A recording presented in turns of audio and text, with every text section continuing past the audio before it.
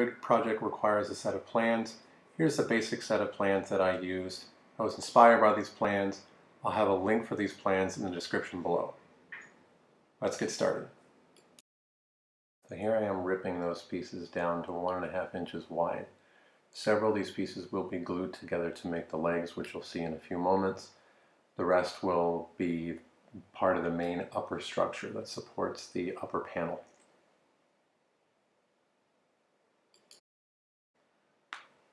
Now I'm setting my table saw to 3.5 inches wide to make some cuts for the tabletop apron. And here I am actually ripping the material. I realize this is compelling stuff.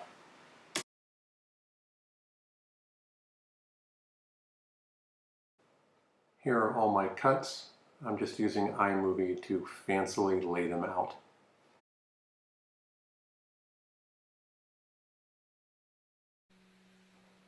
I'm now setting the final length to 13.5 inches to make the side skirt pieces. 27 inches is about the length of the front skirts. That's what I'm cutting now.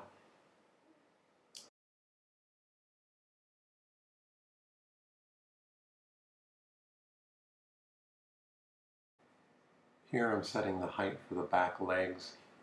The total height of the unit is about 42 inches.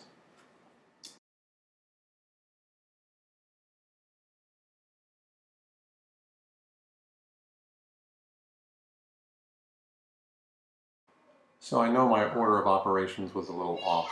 Ideally, I probably should have glued first and then trimmed to length. Probably even width as well. But regardless, this is me clamping up one of the back legs. I have one of those Rockler, a few of those Rockler bandy clamps, and those worked really, really well to hold the edges even with each other as I applied the clamping pressure along the length of the leg. And because I need more film editing practice, here's some more stacking.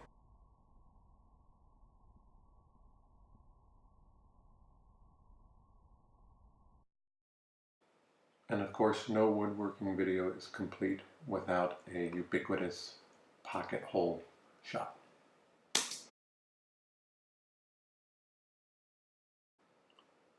Now I'm actually ripping the top, and what I like about this particular shot is that there is a certain level of satisfaction to get after you make a nice long rip cut, so that's why I'm including it here.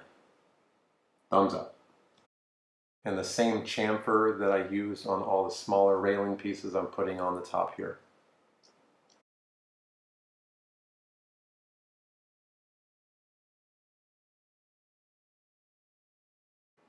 So now we're getting to actual assembly.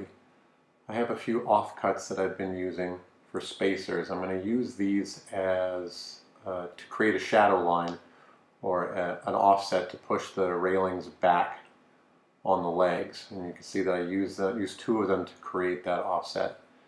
And of course then I use that Craig edge clamp, and I'm about to screw it down with some pocket screws, and I can't seem to get it right. So it takes me a few seconds. Here we go. Here I'm using some strips, or this is what creates the frame, or a backing for the frame, and I'm using cuts to actually create the proper spacing for that. Now it's just the same spacing, just from the other angle, and I'm using clamps to hold those faces tight. I'm using a right angle clamp to make sure that I have an appropriate 90-degree angle. I'm going to change the camera view here in just a second. There we go. And you'll see me screw it on.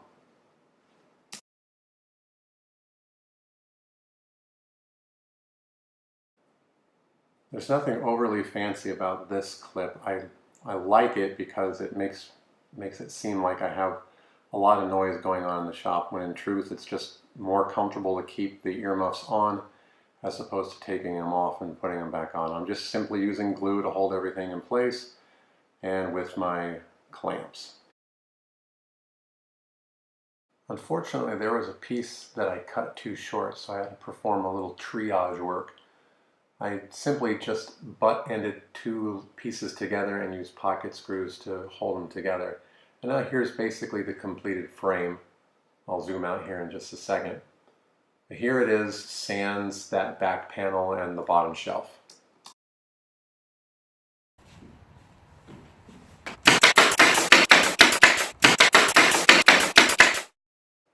When I got that hullabaloo locked in, I had a big smile on my face. So as a reminder, this was the inspiration for the build, but let's take a look at where some of the differences are from what I actually produced. First and foremost, you can tell that it's painted. I used a milk paint, combination of some midnight blue and a black. I'm not sure of the exact ratios, but it gives that nice dark color. The shelf and the little cap piece on the top were stained with a Minwax gray, classic gray color, I believe. And the gray against the blue looks really, really nice, especially when you pair that with the white background on the slat wall where we're hanging up the tools.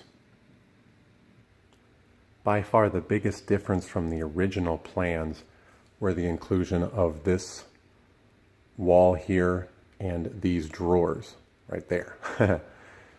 These drawers hold tools. Tools not included. And I also have the shelf here. The shelf was part of the original plan, but of course it would have gone all the way across. There's also one other little feature that we added, and that's this. We can use one of the tools to twist on, hi cat, and twist off and twist on a nut and bolt set. And unfortunately the epoxy didn't hold very well here.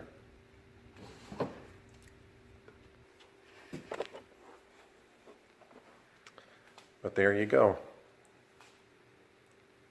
Kids' Workbench.